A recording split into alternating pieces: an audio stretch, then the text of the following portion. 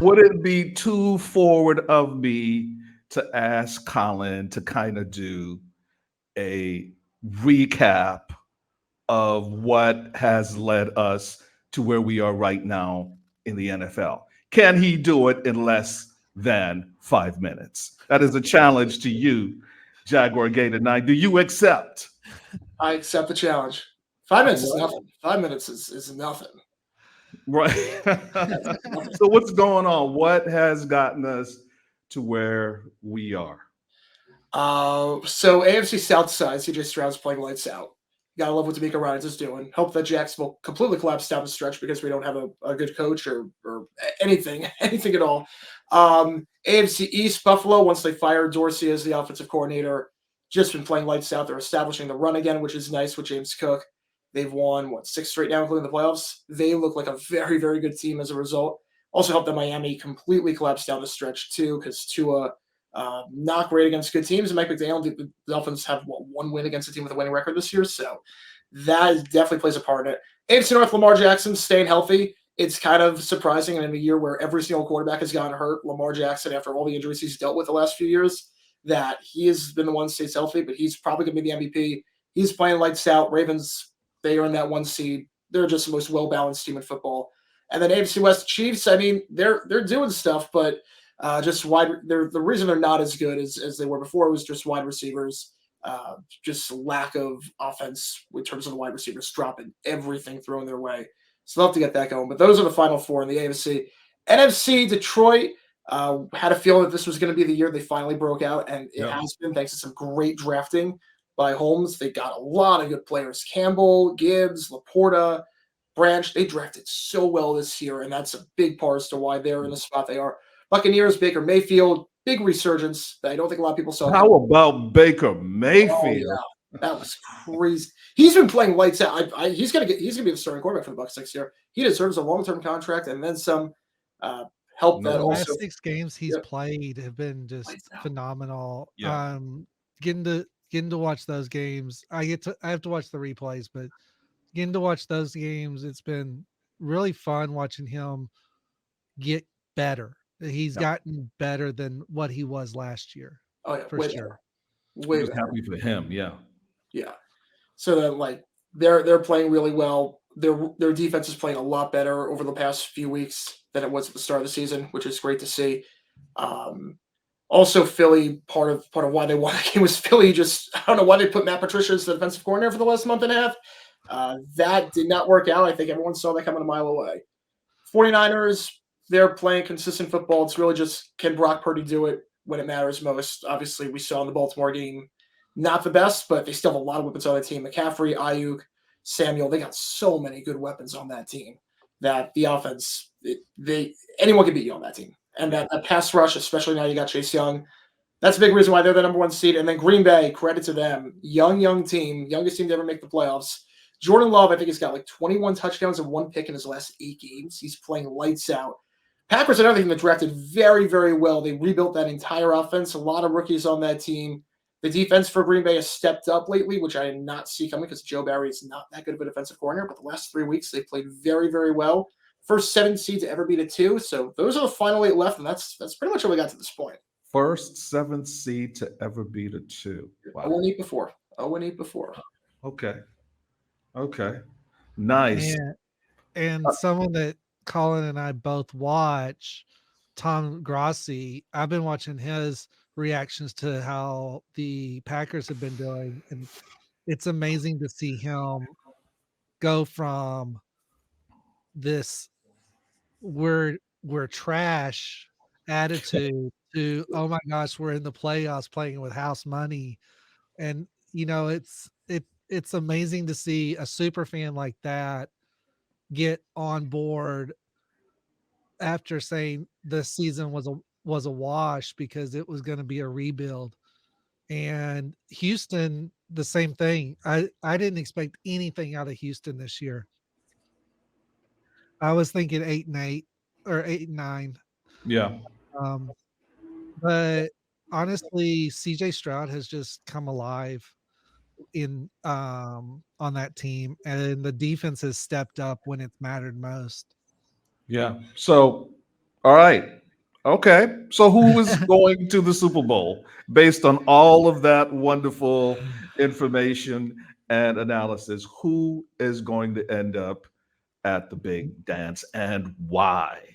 I don't think that JG9 is going to agree with me, but the Cinderella story would be Lions Texans. Detroit, they're having a banger of a year. They are. Yeah, They are. I that would like be the San Diego. Cinderella story for sure. To Yeah. see two never made it's in there, and that would just leave two never made it's left. Yeah. Well, Yeah. That would be fun. That would be yeah, fun. it would. I've got San Fran in the NFC. I'm going to go chalk there. The thing with Buffalo is that I really like Buffalo the way they're playing lately, but the injuries on defense. I don't know how long Terrell Bernard's going to be out. They are already depleted at linebacker. They lost Matt Milano earlier in the season. Bernard being out, I don't know how long he's going to be out, but if he's out for a while, that could be a big blow to them. I'm not sure they can stop Lamar Jackson and Patrick Mahomes if he's going to be out for that long. So I'm going to go chalk. I hate going chalk, but I'm going to go Ravens Niners. I'm going to go Ravens Niners. Wow. Well, can you keep Lamar out of it? I mean, I just don't know if you can this year. The way Lamar's playing, I don't know. That's So going to much be fun. tough. I hate it because he destroyed my team, destroyed the Jaguars. But Yeah. Yeah. By the way, I have the exact same pick. Yeah. Yeah. It's how about the Cowboys collapse and then, whatever music you want to get into, Kendra. How about that? So, what happens now in Jerry land? I mean, do they sit back, evaluate, and I mean, obviously they're going to do that, but what are their real options? What are they going to do They in got to get Jerry rid of land? they McCarthy. have to. McCarthy is not the guy. Yeah. McCarthy makes so many stupid moves every single time they play a close game. Every single time.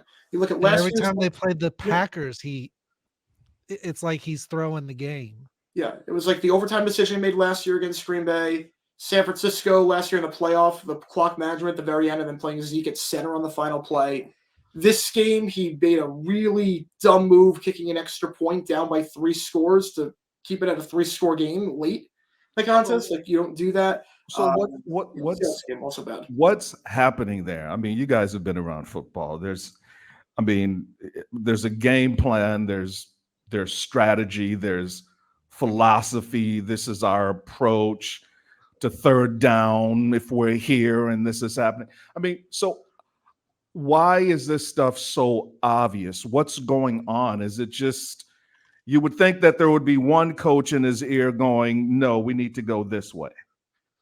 What's You would think. what's You would what's at think. the root? What's I mean, happening? the fact that JG9 has a dumb decision, at least one every week of the regular season this season, says something. What, And what I and I just think what was it? The most you had was structurally, right? 5. Yeah, like there's so you. The funny part is you would think that these coaches would be a lot better now at clock management and game Yeah. management than before because a lot of these coaches were in a generation that they grew up on Madden, so they've been able to practice clock management and game management for their whole lives. Like I knew stuff about like okay, when to call timeouts, when to call this play, when to do this. I knew that when I was like 7 years old because I just played Madden all the time. You would Yeah, think that we're now getting that generation that's becoming coaches, but it's only getting worse. The clock management, the in-game management's only getting worse. It's actually kind of crazy. really, Yeah. really amazing to see. So Dak, how would you grade the season Dak has had? Has he had like 2 seasons in one, or was he the pillar of consistency throughout this run? Where are you going to put Dak when we wrap this whole thing up? Yeah, I think Dak's still a top like 25% quarterback in football. I still think he just had when he has stinkers, he has really bad stinkers. The problem with Dak was that at the start of his career, he was very good at not turning the ball over. And now it seems like if things go south, he just becomes a turnover magnet. Because they were moving the ball against Green Bay. Like it wasn't like the offense was stalled. They were moving the ball, and then Dak he took a bad sack on third down. He threw a pick 6 when they were driving. That's really what comes down to it. In the San Francisco game, same thing with Dak. Yeah. He's still a very good quarterback. He can still get you there. I still believe in Dak. You just cut back on the turnovers. And Kendra, I know you probably seen a ton of their games. A lot of these games, came down to other issues other than Dak's performance. Am I right about that? Yeah, I mean, Dak has his issues, but he's also got receivers that have issues. He's got a line that can't protect him half the time. And he's got coaching that is shooting him in the foot. Yeah. I mean, Tony Pollard, we thought he was going to be the number 1 back in Dallas this year, and he has been a massive disappointment this year. I thought he was going to take a big jump after what happened last year. Yeah. Like there was a play against Miami where he had a walking touchdown. He just didn't find the hole. And then CeeDee Lamb, I mean, he's had a great season, but he was on the same page with Dak the last game. And as well, Dak could have played lights out against Green Bay, but at the end of the day, Dak wins defense. Absolutely. If CeeDee Lamb would have played like he did in the last 2 weeks, they would have won that game. I think so. He just couldn't catch the ball. Yeah. Yeah. And sometimes that is the way the cookie crumbles in the NFL. Well, that challenge was 100% met. It might have been under 5 minutes. I am subscribing right away. Thank you.